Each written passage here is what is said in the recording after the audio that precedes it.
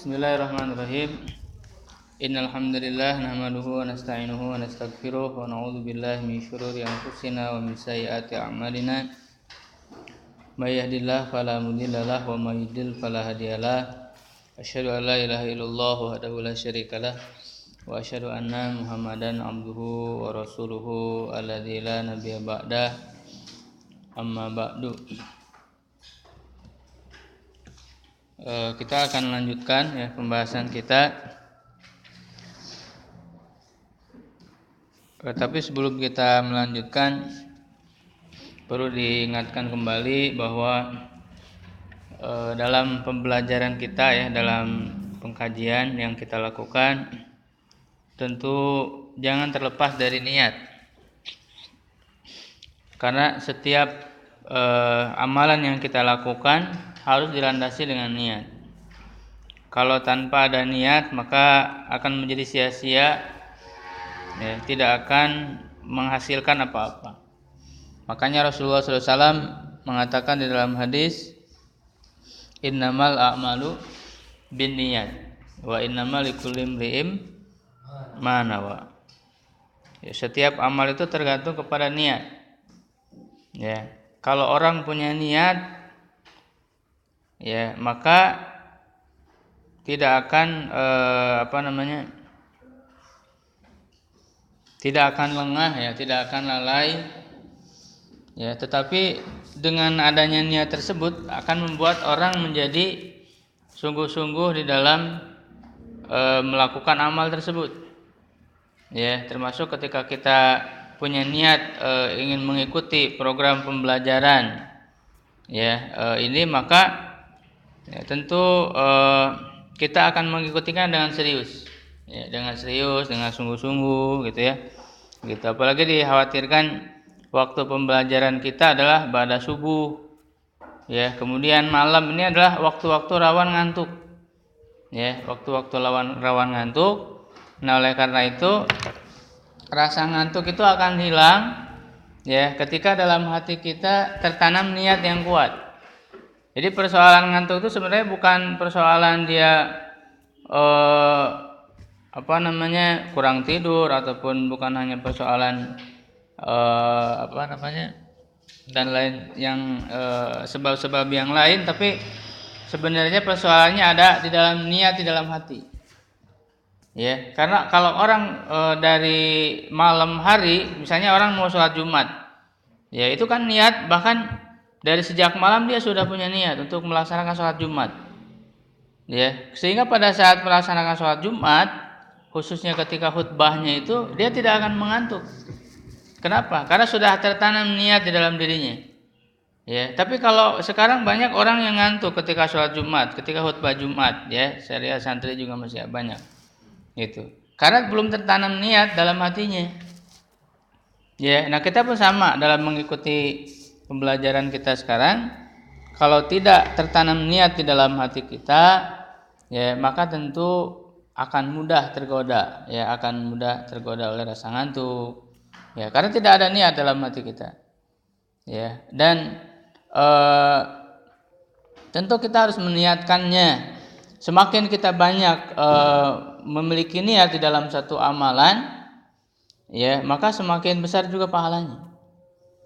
Misalnya ketika kita melaksanakan pembelajaran ini, yang pertama adalah niat kita adalah taqarrub kepada Allah Subhanahu wa taala.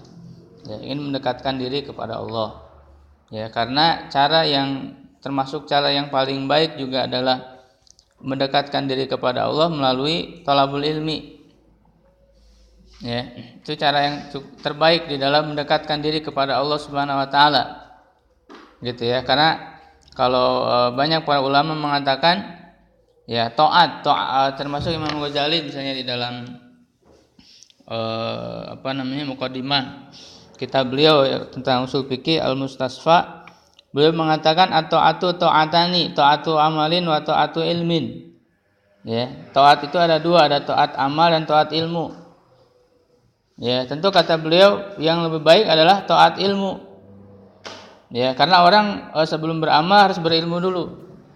Karena taatul ilmin, orang belajar ilmu itu adalah taat di dalam belajar, dalam menuntut ilmu, ya tentu adalah amalan hati. Ya amalan hati, ya bahkan menuntut ilmu itu adalah bagian dari ibadah mahdoh. Ya, yang orang tidak boleh menuntut ilmu kecuali karena Allah. Ya, jadi orang menuntut ilmu itu bukan transaksi duniawi, bukan kayak orang membeli sesuatu ya lalu membayarnya. Itu transaksi duniawi.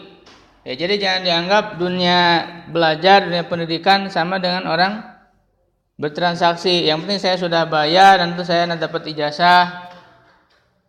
Ya, belajar itu ibadah mahdoh, bukan bagian dari muamalah. Kita buka kitab-kitab para ulama ya, bab tentang ilmu itu adanya di ibadah mahdoh. Ya, misalnya Imam Ghazali menempatkan tentang pembahasan ilmu itu bagian dari ibadah mahdoh. Ya, karena kan beliau membagi kitabnya itu kepada 4 bagian. Pertama tentang ibadah mahdoh, yang kedua tentang adat, yang ketiga tentang al-muhlikat, kemudian yang keempat al-munjiat. Menuntut ilmu ditempatkan di mana? Ya, ibadat bab pertama bahkan. Ya, bab pertama karena dia adalah tadi sebaik-baik ibadah, kemudian juga termasuk jihad yang paling awal. Ya, sebenarnya kata Ibnu Qayyim bahwa tingkatan jihad yang pertama jihad melawan hawa nafsu. Ya, jihad melawan hawa nafsu itu tingkatan paling pertama adalah mendorong nafsu itu untuk ala ta'allumil huda wa dinil haq, mempelajari agama dan mempelajari petunjuk dan agama yang benar, belajar. Jadi belajar itu adalah tingkatan jihad paling pertama. Ya, kita niatkan juga dengan mempelajari ini untuk tafaqquh fiddin ya. Gitu, karena orang yang diberikan kebaikan oleh Allah Subhanahu wa taala, ya man yuridillahu bihi khairan yufaqihu fiddin. Siapa yang dikehendaki kebaikan terhadap seseorang, maka Allah akan menjadikannya faqih dalam agama. Ya, nah ini cara yang kita lakukan adalah dalam rangka tafaqquh fiddin. Kemudian kita niatkan juga pada saat belajar ini untuk mengamalkannya. Ya, kita niatkan juga untuk mendakwahkannya. Harus ada niat. Untuk pada saat kita mengajar itu kan tidak boleh sembarangan. Ya, kita menyampaikan sesuatu ilmu atau ketika ada orang menanya kepada kita, karena kita dianggap ustadz di sini. Dianggap ustadz, banyak orang yang bertanya kepada kita tentang masalah agama. Ya, baik itu santri ataupun masyarakat. Nah, itu tidak boleh kita menjawab pertanyaan-pertanyaan itu tanpa ilmu. Kita akan dipertanggungjawabkan di hadapan Allah Subhanahu wa taala. Jangan kita menjawab sembarangan. Ya, nanti ada misalnya pertanyaan-pertanyaan santri kan suka ada tanya jawab. Ya, pada saat kita menjawab, kalau kita menjawab tanpa ilmu itu bahaya. Ya. Gitu. Jadi merasa saya seorang ustadz di sini, sehingga ada merasa gengsi ketika ditanya lalu tidak bisa menjawab gitu kan, karena gengsi akhirnya dia menjawab dengan sembarangan karena tidak mau dianggap sebagai orang yang tidak tahu, ya, tidak berilmu. Ya, justru para ulama yang mereka banyak ilmunya juga tidak malu mengatakan kalau tidak tahu dalam satu masalah, mereka mengatakan la adri, aku tidak tahu. Ya, Imam Malik dalam satu majelis ketika beliau ditanya tentang 40 pertanyaan, ya 40 pertanyaan, 36-nya beliau mengatakan la adri dari permasalahan itu. Ya, itu hanya 4 yang beliau jawab. Jadi jangan sembarangan. Nah, oleh karena itu kita belajar adalah tujuannya untuk memperkuat ilmu kita, apalagi ilmu syar'i yang hukumnya fardu ain. Kita belajar, yang kita pelajari itu adalah ilmu syar'i. Ya, gitu. Saya juga ingin menguatkan kembali bahwa ilmu-ilmu syar'i kita mempelajari ini adalah ilmu-ilmu syar'i, bukan ilmu duniawi.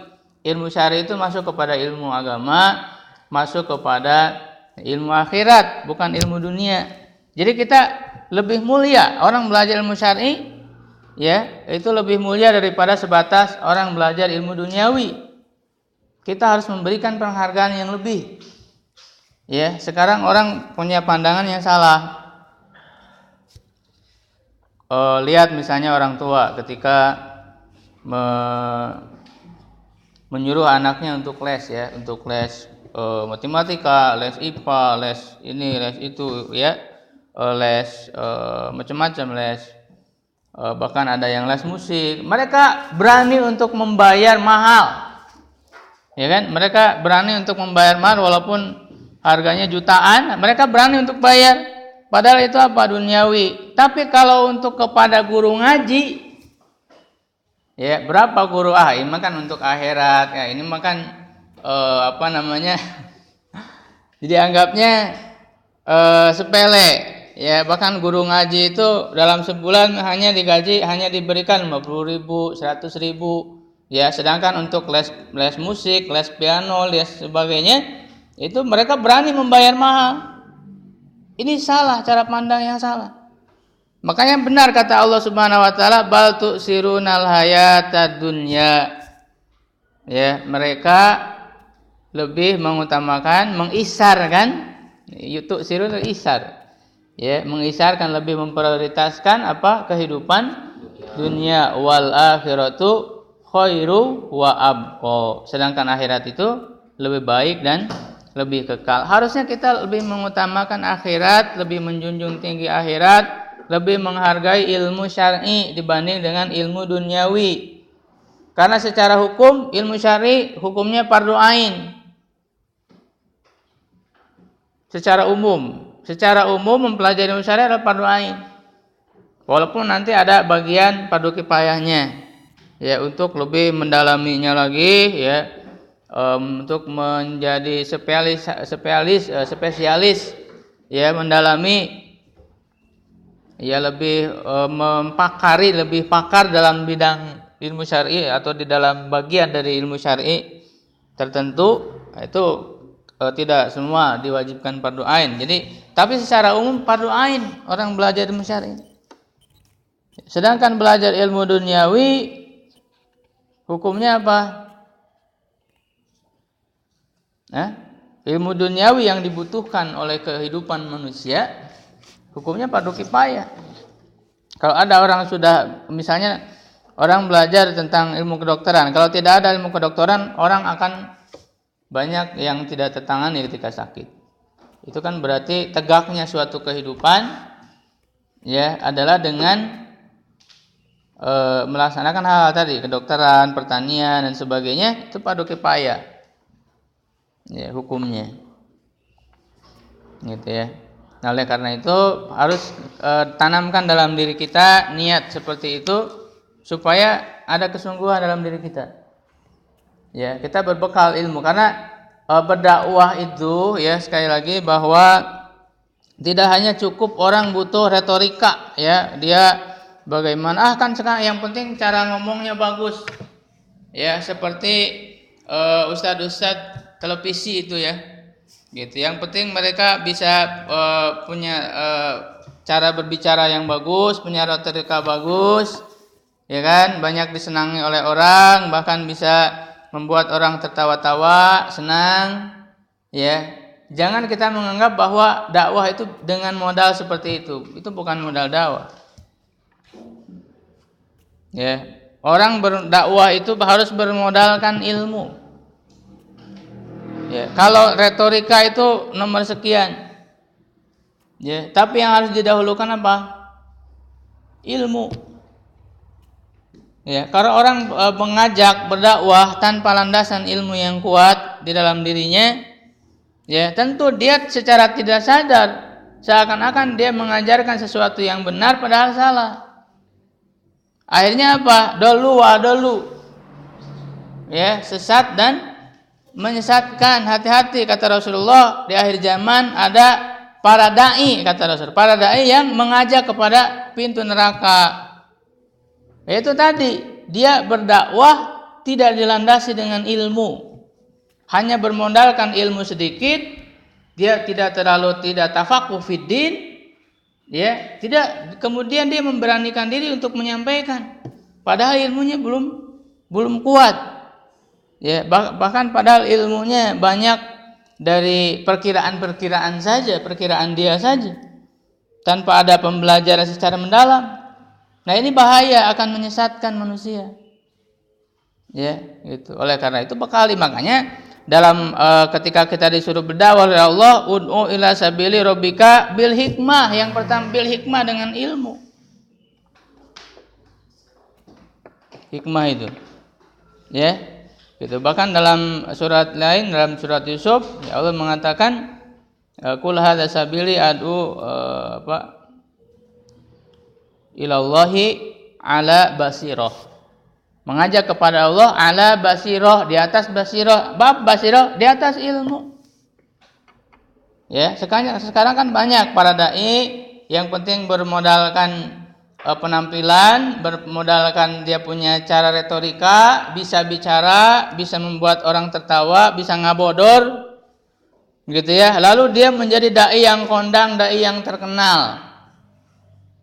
Ini salah. Makanya dulu dalam sejarah Islam tidak boleh orang kemudian berdakwah apalagi di depan umum seperti itu kalau dia ya belum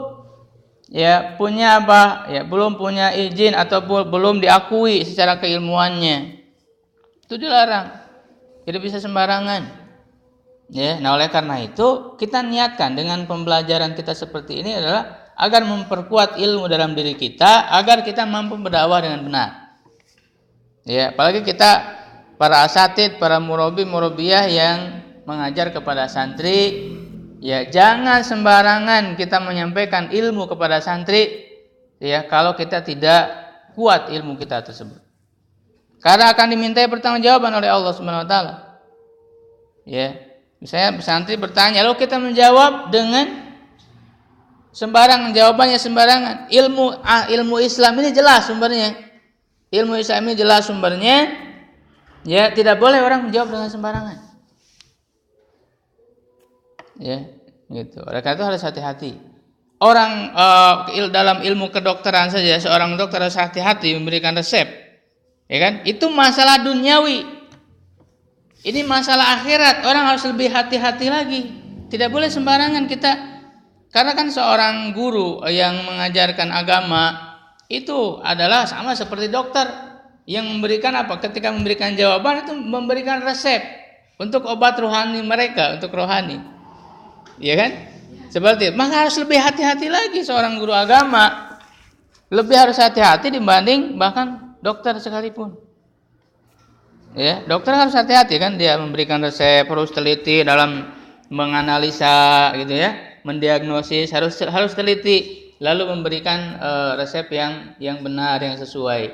Termasuk kita guru agama, para asatid yang mengajarkan agama, ya harus memberikan resep yang benar. Ya, ada ilmunya, makanya tidak sembarangan. Nah, inilah maka saya mengajak dalam pertemuan-pertemuan yang terbatas, ya, kita memperdalam ilmu syar'i sambil sama-sama kita mempelajari. Ya, gitu. Bahkan nanti kalau bisa pakaiin fokus ya, ada poin-poin yang penting, termasuk saya ingin memberikan pengetahuan tentang ilmu yang masuk dalam ilmu-ilmu syar'i itu apa saja, supaya kita tahu. Nanti yang masuk kepada ilmu Quran, ilmu tentang Quran itu apa saja ilmunya, kita harus tahu. Yang termasuk kepada ilmu hadis apa saja. Ya, karena kita kan belajar tapi belum terlalu diberitahu tentang peta ilmu ya. Ilmu ini apa saja ilmu syar'i, sehingga kita banyak yang tidak tahu.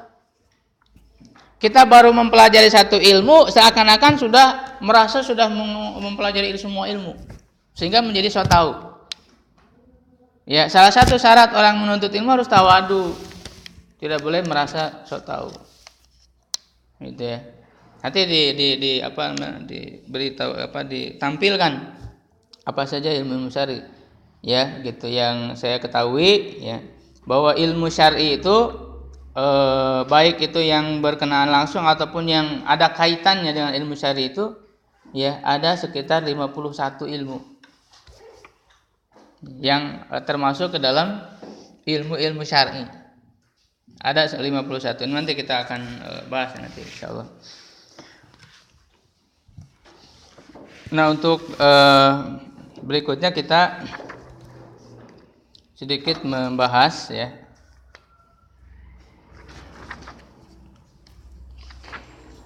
kelanjutan dari yang sudah kita bahas sebelumnya, yaitu berkenaan dengan judulnya at-taslisu fil wudu. Itu sudah ya? At-taslis. Taslis itu apa? Dari kata salasa.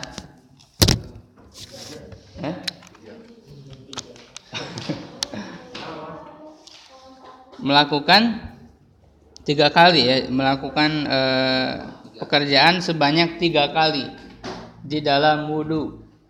Ya, artinya membasuh atau melakukan perbuatan wudu ya di dalam anggota-anggota wudu sebanyak 3 kali. Itu sudah kita bahas kan? Simpulannya apa? Paling juga sudah cukup. 3 kali berarti boleh nggak? 3 kali boleh.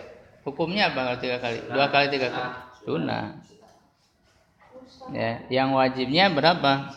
1. Nah, cuman dalam masalah mengusap kepala yang rojihnya berapa? 1 kali, walaupun ada ulama lain ya seperti Imam Syafi'i ya, dalam mazhab Syafi'i itu 3 kali. Kenapa? Ada dalilnya. Dalilnya apa?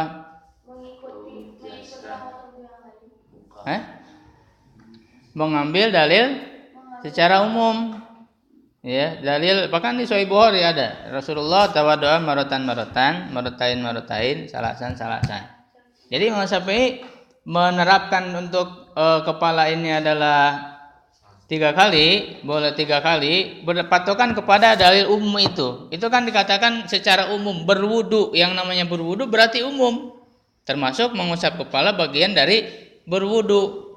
Nah, itu yang diambil dalam pendapat Imam Syafi'i, sehingga beliau mengatakan mengusap kepala juga 3 kali.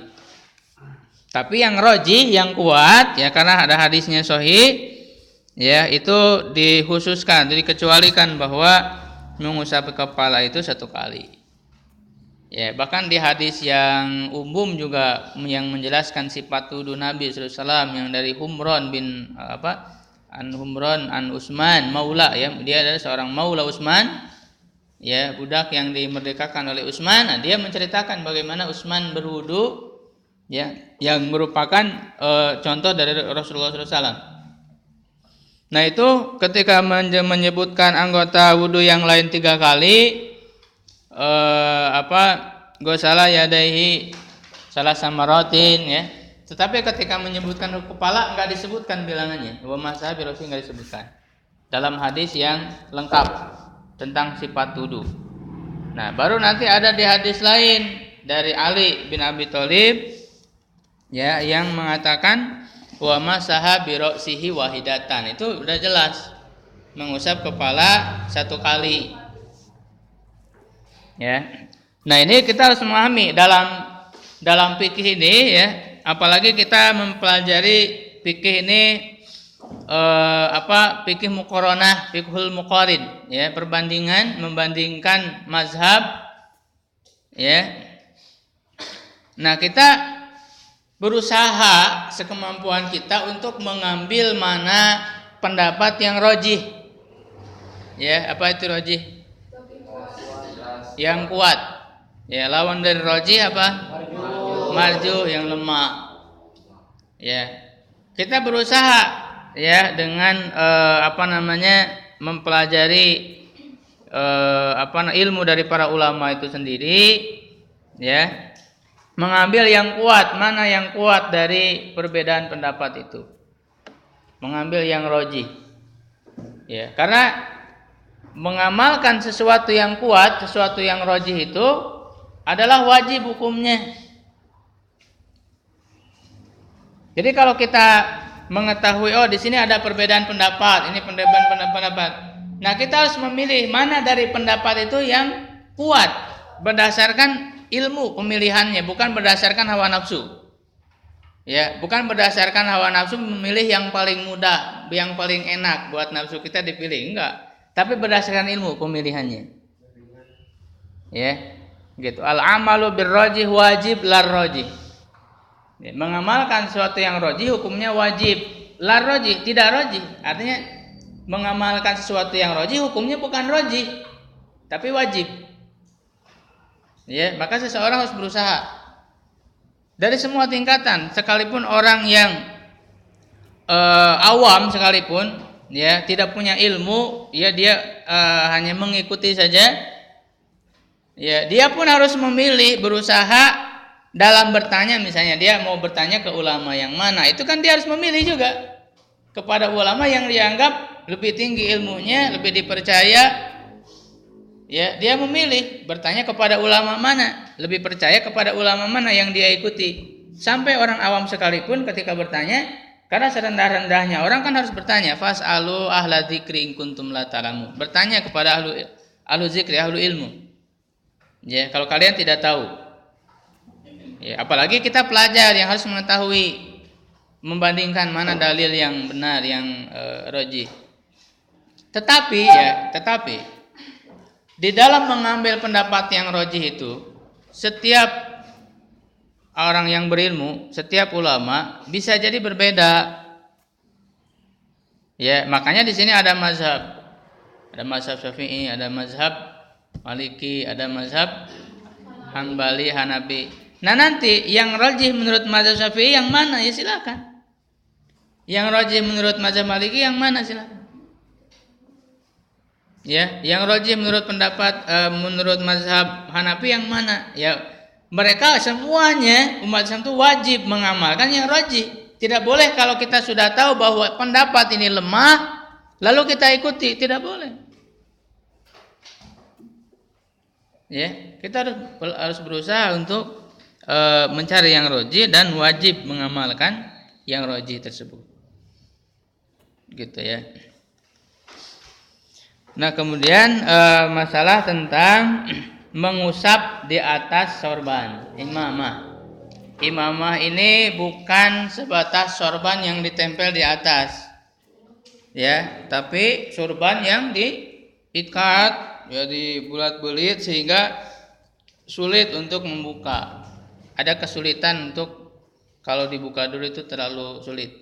Ya, sehingga ini masuk ke dalam rukhsah sebenarnya, masuk ke dalam rukhsah keringanan. Di dalam mengusap di atas surban, ya, dalam artian yang tadi. Di sini katakan ihtalafal ula, ada yang baca enggak? Kemarin kan ada penilaian, siapa yang sudah baca? Ya, jadi setiap orang harus sudah tahu lah bagiannya, jangan disuruh lah. Karena tadi kembali kepada niat ya. Kalau yang punya niat pasti dia mempersiapkan dulu sebelumnya. Gitu. Jangan nunggu lama. Kalau misalnya tahu saya bagian baca harus segera. Ya.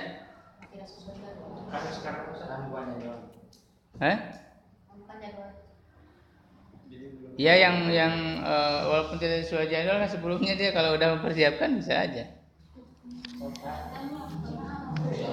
Apalagi yang udah dari tadi menyiapkan kitabnya, dia berarti udah mempersiapkan.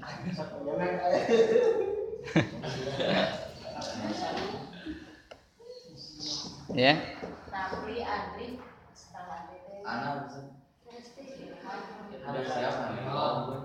Udah siap. Ya, coba tuh.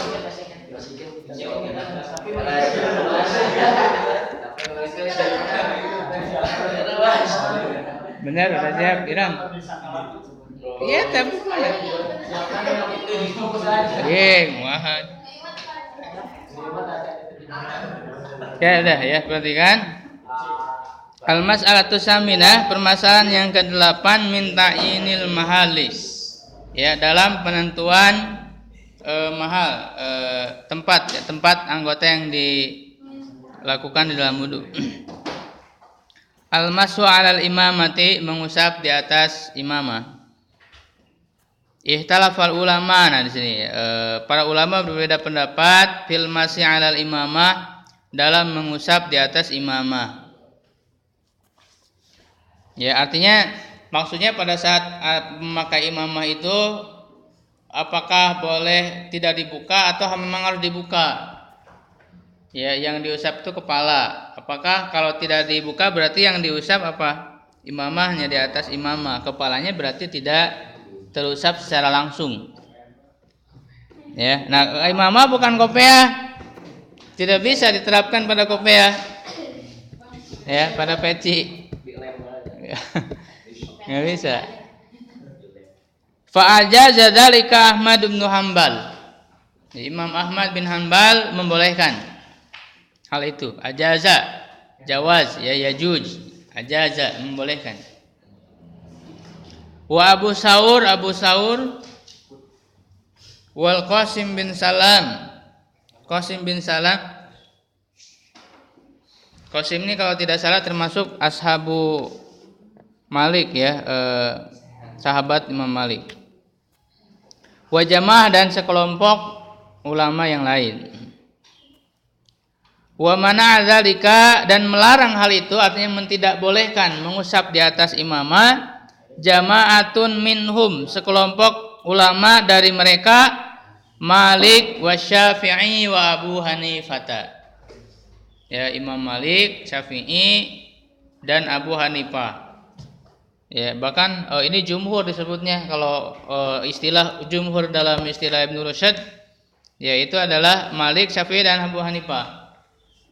Ya, jumhur ulama berarti ini mengatakan tidak boleh, melarang. Ya, tapi walaupun itu jumhur ulama, tetap kita ketika kita mengkaji dalil memilih itu bisa jadi yang rajih itu tidak sama dengan jumhur ulama. Ya. Wa sababu ikhtilafihim, dan sebab perbedaan mereka fi dzalika, dalam hal itu, ikhtilafuhum fi wujubil amali, perbedaan mereka di dalam wajibnya beramal, mengamalkan, bil asaril waridi, dengan asar yang datang. Asar ya, asar di sini maksudnya adalah hadis. Ya, hadis yang datang fi dzalika, dalam hal itu, min hadisil Mughirah, dari hadis Mughirah bin Syu'bah radhiyallahu anhu, sahabat, wa ghairihi, dan yang lainnya. Yaitu apa hadisnya? Annahu alaihi salatu wassalam, bahwa Rasulullah sallallahu alaihi wasallam masaha binasiyatihi, mengusap di atas ubun-ubun, wal alal imamah, dan di atas sorban. Ubun-ubun, jadi mengusap di ubun-ubunnya aja ya, dan imamah. Jadi imamahnya tidak dibuka. Ya, mengusap ubun-ubun bersamaan dengan mengusap sorban. Wa qiyasan alal khufi. Itu jadi tadi dalil membolehkan mengusap di atas imamah itu ini. Dalilnya ini hadis. Yang kedua qiyas. Yang kedua dalilnya qiyasan alal khufi, dikiaskan kepada khuf. Ya, kita udah belum masuk ya pembahasan khuf. Khuf itu adalah sepatu yang menutupi mata kaki ke atas. Ya, itu namanya khuf. Kalau makanya ada keringanan khusus dalam ketika orang memakai khuf, termasuk jadi nanti juga sama hukumnya dengan kaos kaki. Ya, orang boleh tidak membuka tetapi mengusap bagian atasnya. Itu kan keringanan. Ya, mengusap di atas khuf, ya, atau nanti al-khuffa ini au al-jawroba ini, di atas dua kaos kaki. Ya, itu nanti ada pembahasannya. Ya, itu dibolehkan sebagai keringanan baik bagi orang mukim ataupun bagi orang safar. Cuman beda. Kalau untuk mukim yaumun walailah, itu hari satu malam. Kalau untuk yang safar salah satu ayam walayali, ya 3 hari 3 malam kalau untuk safar. Ya, kecuali nanti ada pembatalnya. Ya, seperti kalau junub ya batal, harus dibuka kaos kakinya. Gitu. Nah, ini dikiaskan kepada khuf sama imamah, tadi tidak dibuka sama halnya dengan khuf yang tidak dibuka atau kaos kaki yang tidak dibuka, ya maka dikiaskan kepada imamah. Begitu juga sama dalam imamah, ya tidak dibuka, mengusap di atas imamah. Jadi yang kedua adanya kias. Walidzalika istarata aksaruhum lumsaha ala taharo. Oleh karena itu mereka mensyaratkan, ya aksarum kebanyakan mereka istaroto mensyaratkan lumsaha memakainya, maksudnya memakai imamah ala toharo dalam keadaan toharo suci.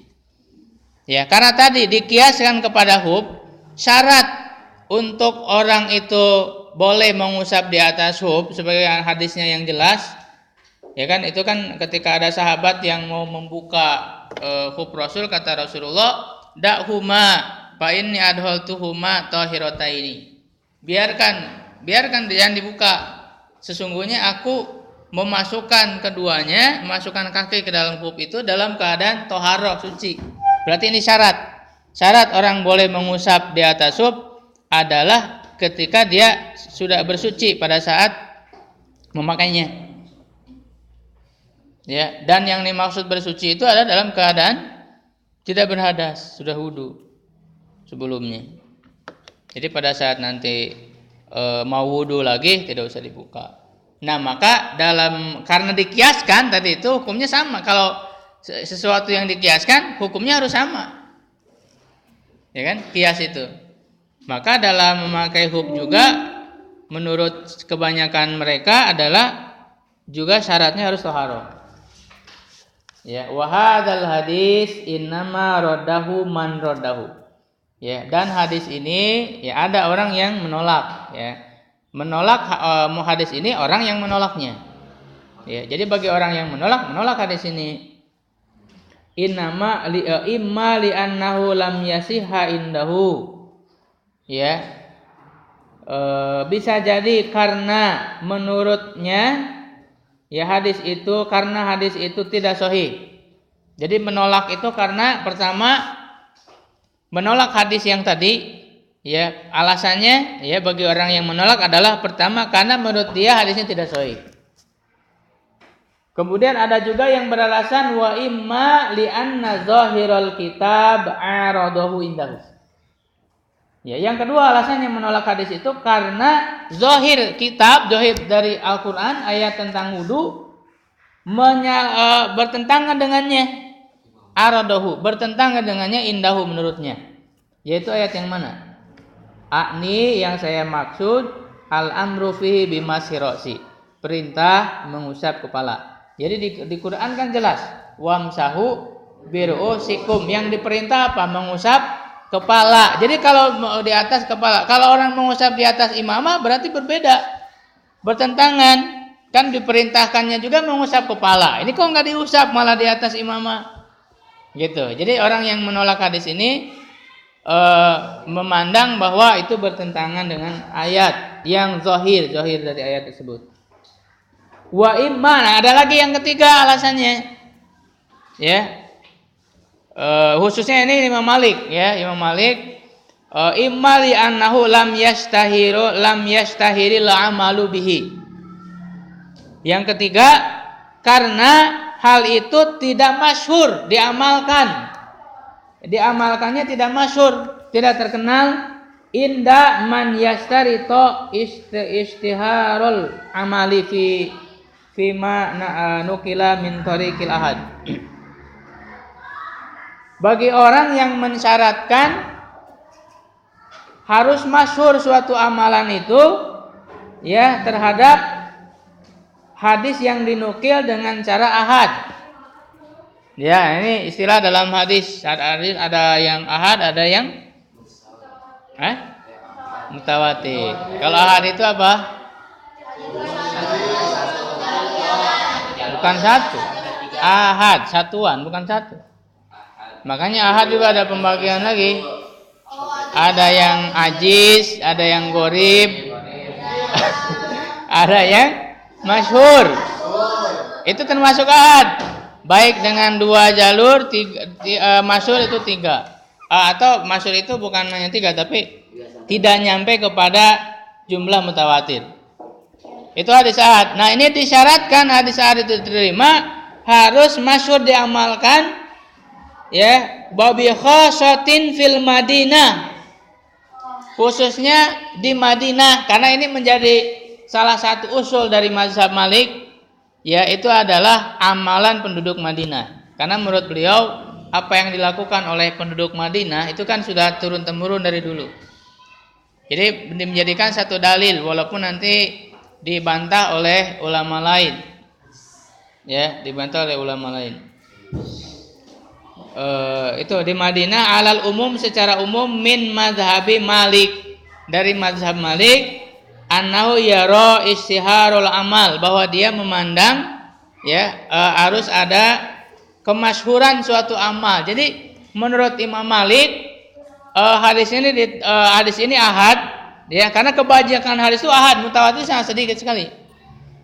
Kebanyakan hadis itu ahad. Ya, ini tidak masyhur diamalkan oleh penduduk Madinah. Jadi beliau menolak. Ya, wa huwa hadisun kharrajahu Muslim. Ya, tapi sebenarnya hadis ini dikeluarkan oleh Imam Muslim. Sahih, ya, jelas. Wa qala fihi Abu Umar Ibnu Abdul Bar. Ya, Ibnu Abdul Bar berkata tentangnya innahu hadisun ma'lul. Menurut Ibnu Abdul Bar katanya hadisnya ma'lul. Apa itu ma'lul? Terdapat ilat, ya, kecacatan. Ya kan? Karena syarat hadis sahih apa? Apa pengertian hadis sahih? Ma naqalahu adlun dobit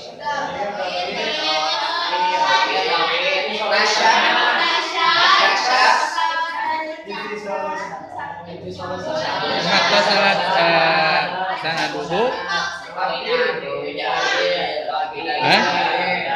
adlun dobit, kemudian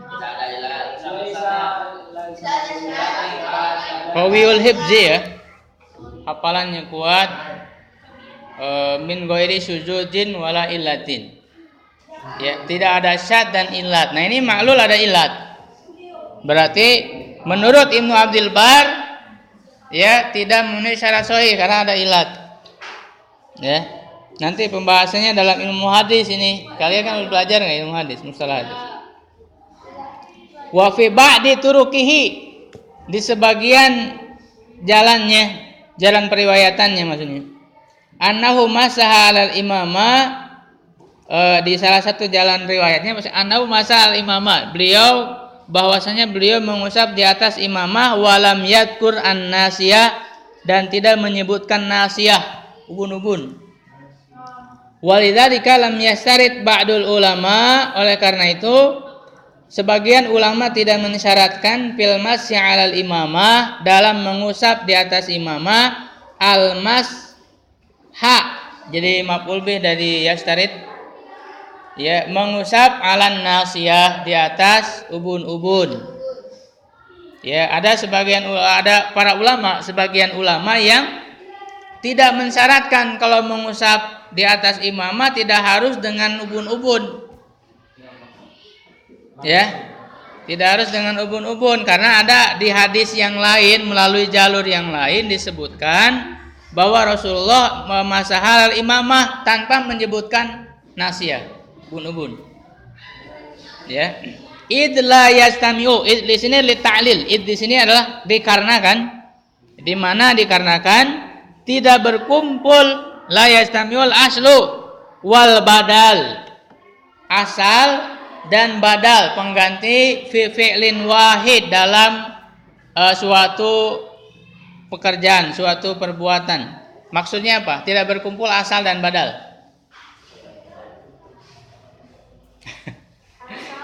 Asal ini kan membahas tentang mengusap kepala. Asalnya apa? Mengusap kepala, badalnya mengusap di atas imamah.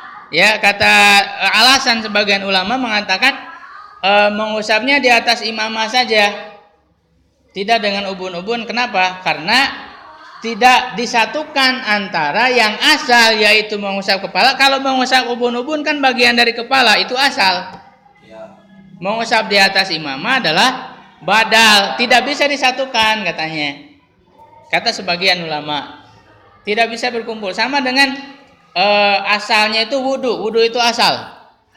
Kalau tayamum badal, pengganti dari wudu. Bisa nggak dua-duanya dilakukan? Tidak, karena kan asal bisa asal, kalau tidak bisa dilakukan asal itu baru badal. Nah, ini juga mengatakan begitu. Ya, nah itu perbedaan pendapat para ulama. Ya, sedangkan saya memilih yang rajih ya. Sebagaimana dijelaskan oleh Ibnu Qayyim Al-Jauziyah di dalam kitab Zadul Ma'ad fi Hadi Khairil Ibad. Ya, yang diringkas oleh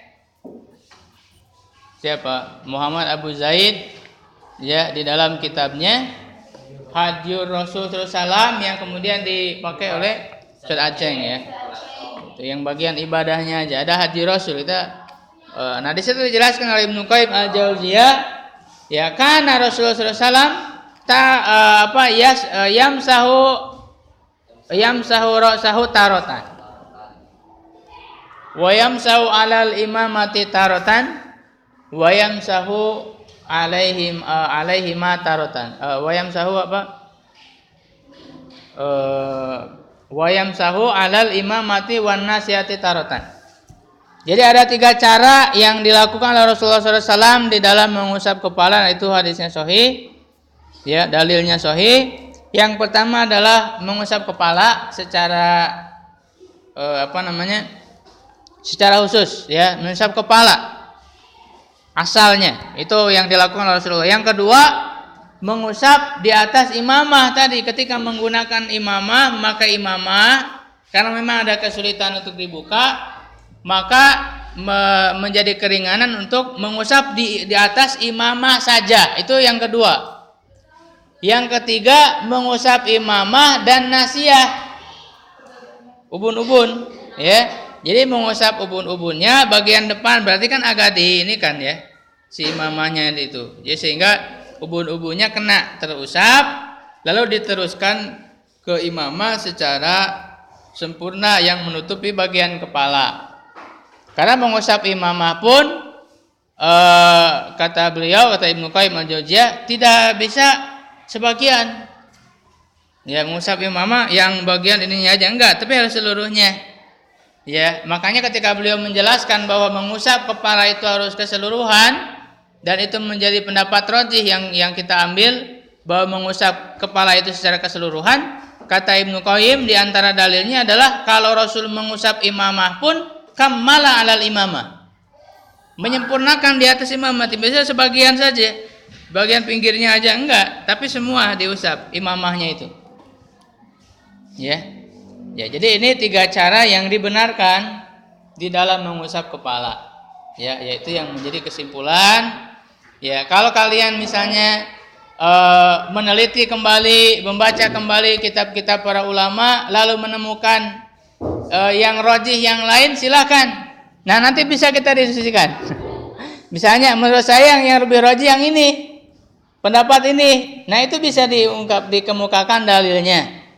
Ya, gitu. Karena itulah yang dilakukan oleh para ulama, mencari pendapat yang rajih lalu diikuti. Ya, termasuk di Persis ya.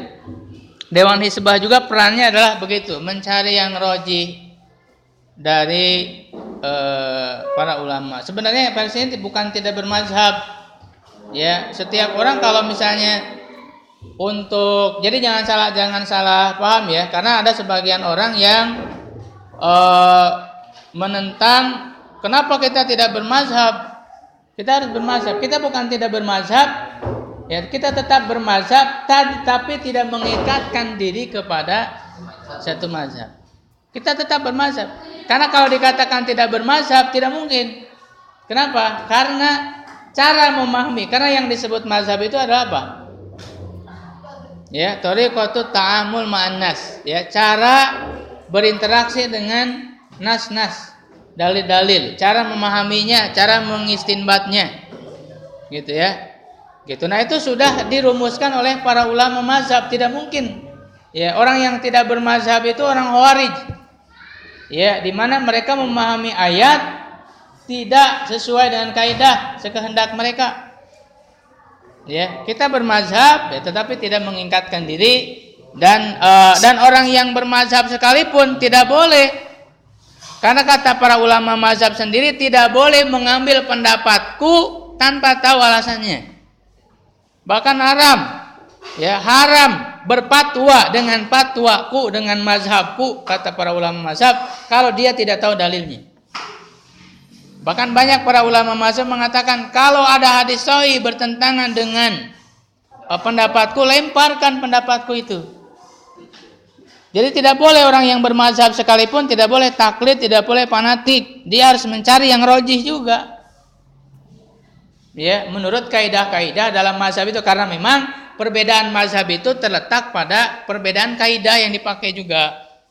Kaidah mazhab Syafi'i, kaidah mazhab Malik itu berbedanya juga dalam kaidah cara.